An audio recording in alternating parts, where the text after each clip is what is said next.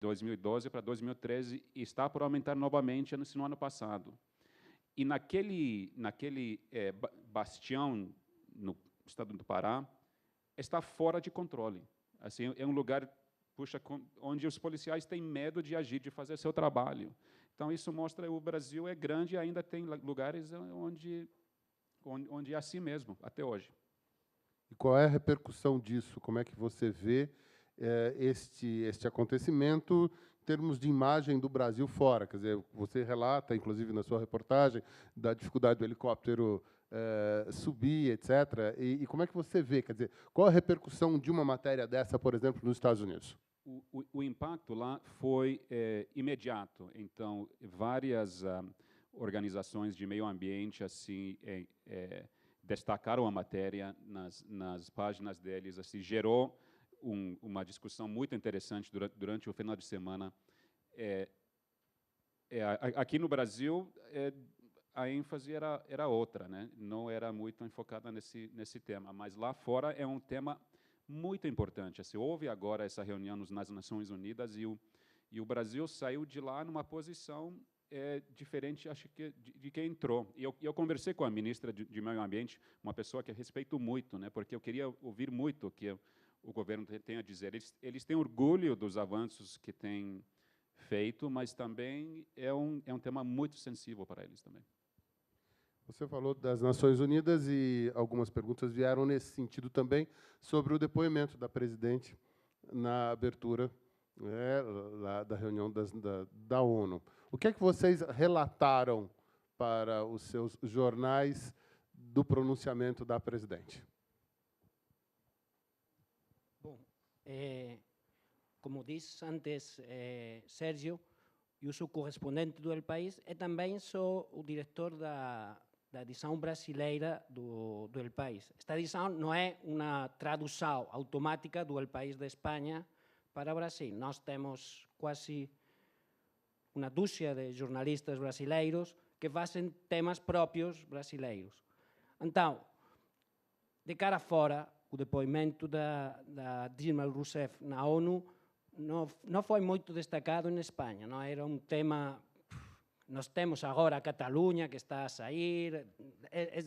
Cada país tem os seus problemas e agora a Espanha está muito ensimismada em seus problemas. Nós temos também uma edição digital em espanhol para a América. Aí sim que nós destacamos o depoimento de Dilma, mais desde o ponto de vista do desmatamento, que é do ponto de vista interno, de se fez campanha eleitoral lá ou não. Não era uma pauta muito interessante para a gente que está, por exemplo, no Novo México, ouvir que Dilma está a fazer campanha eleitoral na ONU, não importa nada a um senhor de Novo México ou de Caracas, acho. Mas sí que importa o asunto de desmatamento. Este é un asunto internacional. E Brasil está considerado, como eu disse antes, o paraíso do mundo. Então, estamos a destruir o paraíso de todos.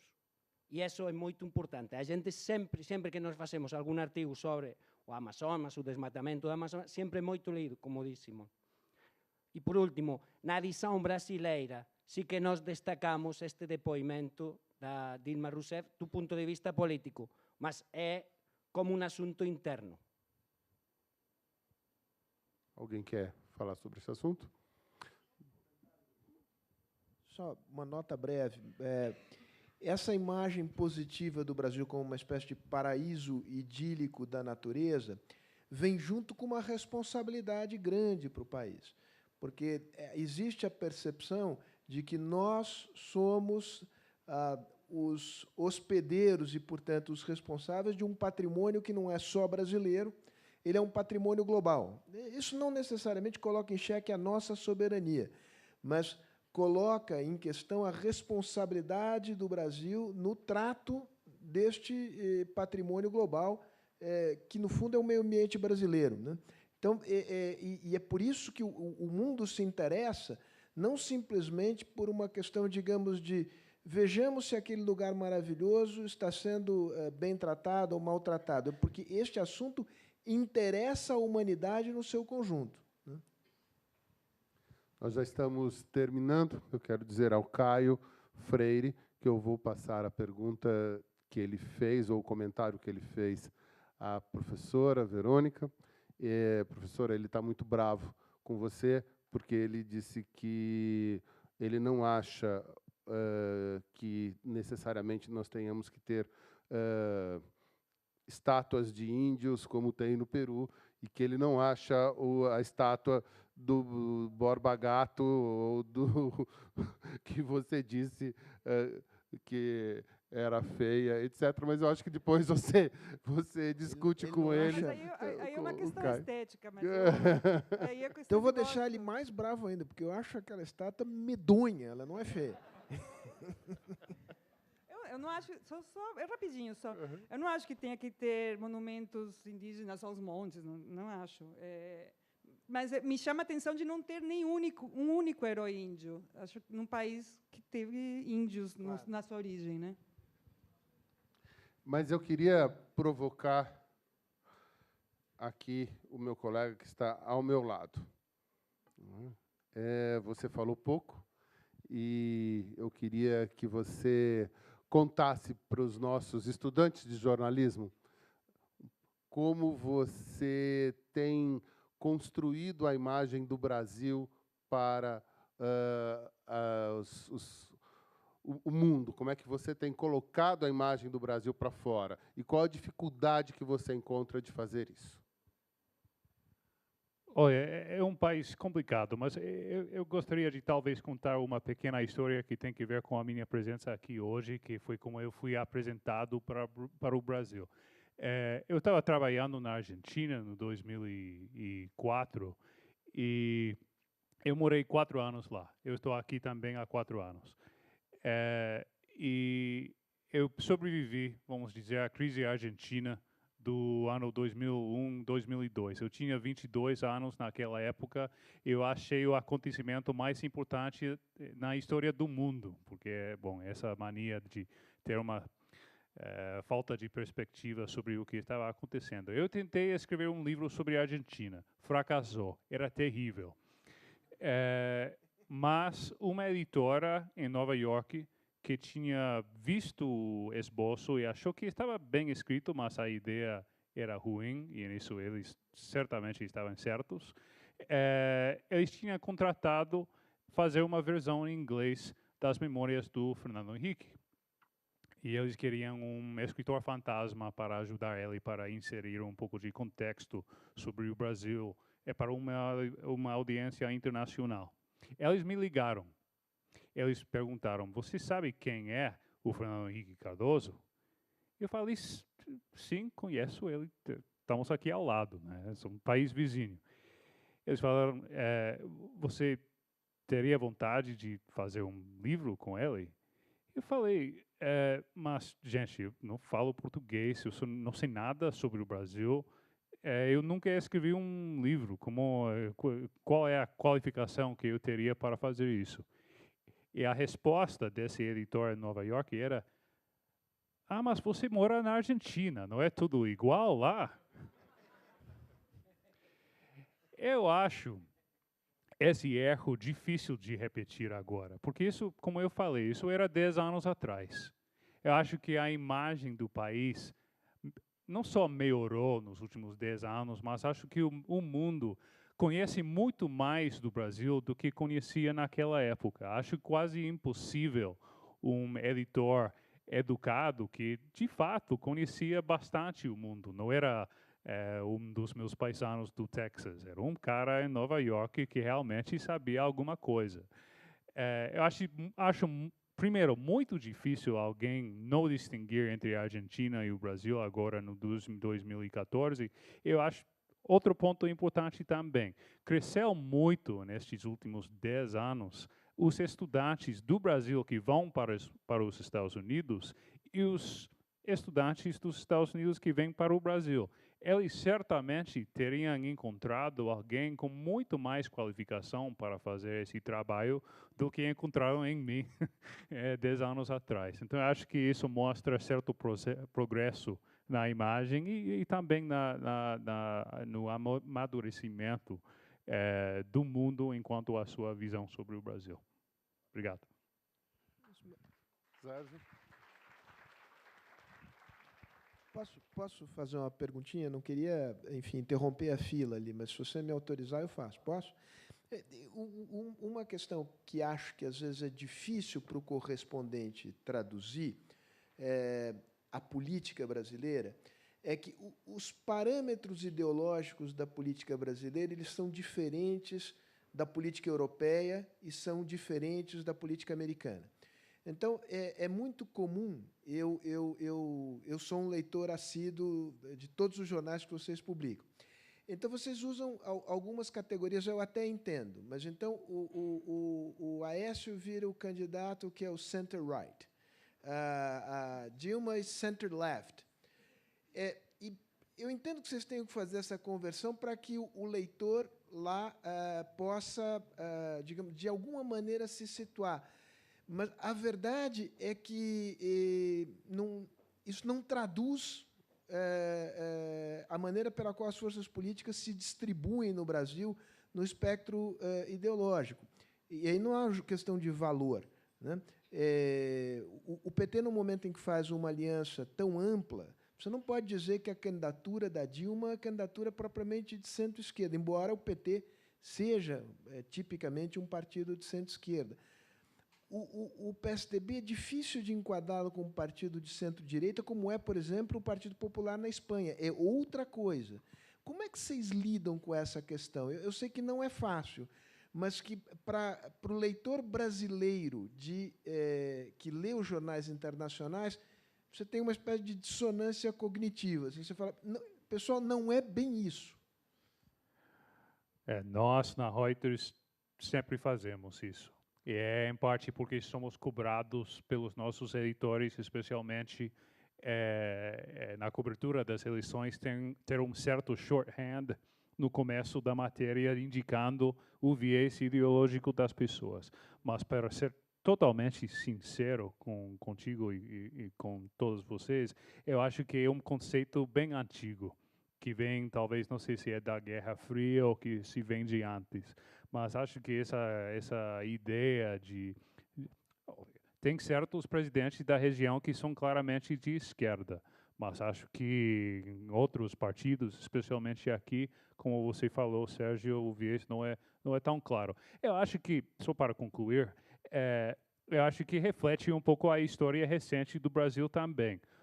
O PT era de esquerda, e ainda é em muitas coisas, mas não é da esquerda extrema que o Lula estava pregando no 89, 94. Mudou, adotou muitas coisas do PSDB quando chegou no poder no 2003. Isso deixou todo um pouco confuso, né? Porque, como jornalista, não nos corresponde dizer com uma palavra só como é que eles mudaram. Então, eu pessoalmente, eu coloco left-leaning para a Dilma, que é um pouco ambígua, e estou colocando nas últimas mentiras centrist ou centrista, de centro, para o Aécio, só para deixar claro que tem uma diferença aí, mas não é tão grande.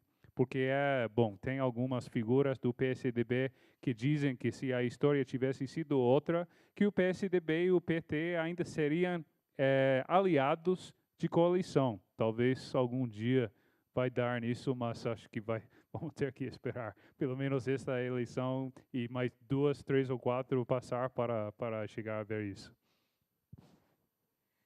Eu coloco sempre nas minhas matérias o PSDB como social-democrata, que acho que fica mais claro. Mas tem uma coisa que eu sempre brinco que é muito difícil de explicar para qualquer pessoa de fora do Brasil, que é explicar o PMDB em 4 linhas.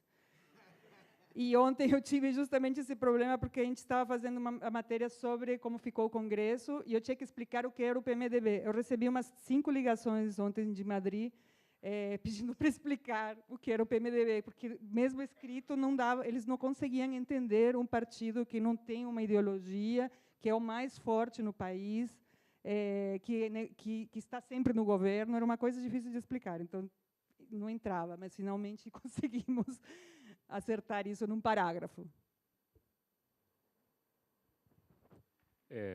Bom, Sérgio, uma ótima pergunta, né? O que a gente tenta fazer no New York Times é descrever o máximo possível as posições ideológicas e as políticas de cada candidato, então, do governo, e tentar, assim, decifrar o que é o capitalismo do Estado no Brasil, o que representa essas políticas econômicas do governo,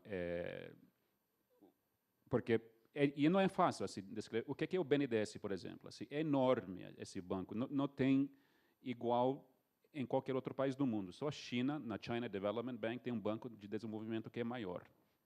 Então, e durante o governo do Fernando Henrique também ninguém privatizou o BNDES. O BNDES assim, liderou e financiou as privatizações. Então, ninguém privatizou a Petrobras também. Assim, ficaram muitas estatais. Então, é claro que tem diferenças entre os candidatos, mas também tem muitas similaridades também. Quando eu cheguei aqui, tinha que fazer as primeiras pautas, e eu era o diretor, não sabia muito. E os jornalistas brasileiros que trabalhavam para a edição brasileira sabiam muito da política de todos os partidos todos. Então, eu mandei a um jornalista a fazer uma pauta que era onde está a direita em Brasil. Mas era para mim saber, porque eu não encontrava os partidos, estava completamente perdido, porque eu acho que direita tem que haver em tudo, porque é como um pastel que se llena. Um espaço vazio, a política llena tudo. A direita, a esquerda, extrema direita. Sempre está cheio. E se há algum vazio, sempre há pessoas que o llenam. Então, eu comecei a buscar a direita, a esquerda, a extrema direita, o centro-esquerda, e é muito difícil. Nós colocamos o PT, o centro-esquerda, porque é o mais aproximado à mentalidade de um espanhol. Vocês têm que pensar que nós temos que escrever um artigo para uma pessoa que sabe ainda menos que eu. Então, é muito difícil. O Aécio, agora nós estamos colocando centro-direita liberal, que é uma palavra que em Espanha ainda é. E às vezes acertamos. O outro dia eu coloquei um pouco mais conservador. O mais conservador dos outros. E o meu chefe de Espanha diz, mas não, é liberal. Ok, é liberal. Tu és chefe, é liberal. Mas é liberal porque é o chefe, não... Porque vocês têm razão, o Petrobras não se a Aécio disser, ok, vamos privatizar Petrobras, é fácil, mas aqui em Brasil nada é fácil. Então, é liberal até que o chefe meu diga, não, é liberal. Brian, Simon, Antônio, Verônica, Sérgio, muito obrigado por essa agradável manhã.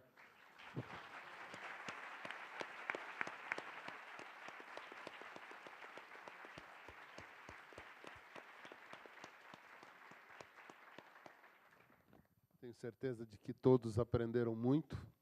Quero agradecer a disponibilidade de vocês. Imagino que a agenda de vocês seja bastante complicada, principalmente no momento político como a gente está vivendo. As notícias surgem a todo momento. Então, eu quero agradecer demais a presença de vocês. Sérgio, obrigado mais uma vez pela parceria. Obrigado a vocês. Pela oportunidade de construir esse evento e este ano de eventos que fizemos. Passo novamente a palavra ao nosso mestre de cerimônias.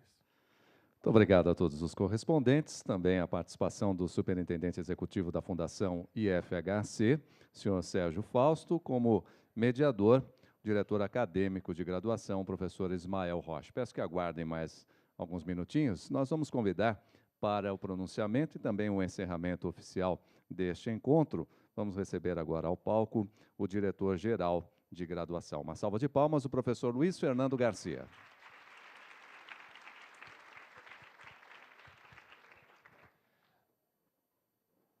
Bom, tentando fazer uma síntese, e na verdade uma síntese muito mais de elogio, a gente começa lembrando Tom Jobim, e uma frase que é atribuída a ele: o Brasil não é para principiantes. Nossos correspondentes seniors ainda sofrem para nos entender. Talvez a psicanálise explique algum sentimento, não de bipolaridade, mas de multipolaridade que o Brasil é. E isso nos faz, ao mesmo tempo, intrigantes, fascinantes, complicados e plenos de oportunidades, plenos de capacidades e de potenciais a serem explorados. Uma das coisas que o mundo pede, e eu juro que eu não estou falando da Marina, é uma nova política, que vira velha política, que vira nova política. Mas não, isso é outra coisa. O mundo está pedindo jeito novo de pensar a vida, jeito novo de fazer um design das coisas, de fazer relações novas, de fazer uma forma nova de contar histórias, as nossas histórias. E, nesse ponto, o Brasil tem tudo para dar certo e ser diferente. Nós ainda precisamos muito, na identidade brasileira, da autoafirmação, da visão que vem de fora. E não é uma visão ruim. E eles próprios nos contaram. De visões que são múltiplas e complexas, às vezes contraditórias, mas que têm seus lados bons. E eu queria ficar com a frase final, uma das primeiras frases que o Antônio nos trouxe, da delicadeza de um samba, do Paulinho da Viola. A gente pode botar essa nova cara no mundo e fazer como a música da gente consegue fazer. Algo novo, algo surpreendente, algo encantador.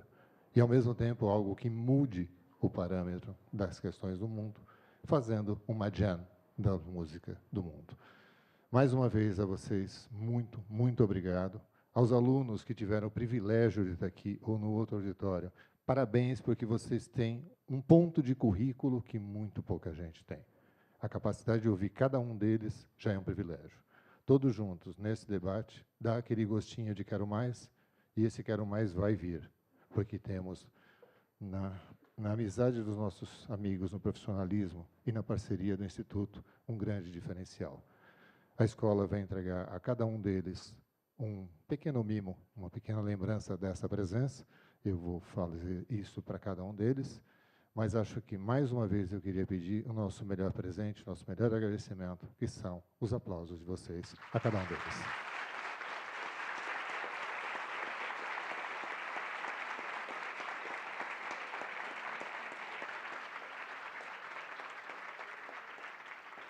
E, para o sentido final, nós vamos entregar a cada um deles e vou pedir ao Sérgio que leve ao presidente uma lembrança nossa, uma lembrança sempre boa de quem é muito querido, muito amigo, e a escola tem um grande apreço. Obrigado. Está encerrada a sessão. Muito obrigado.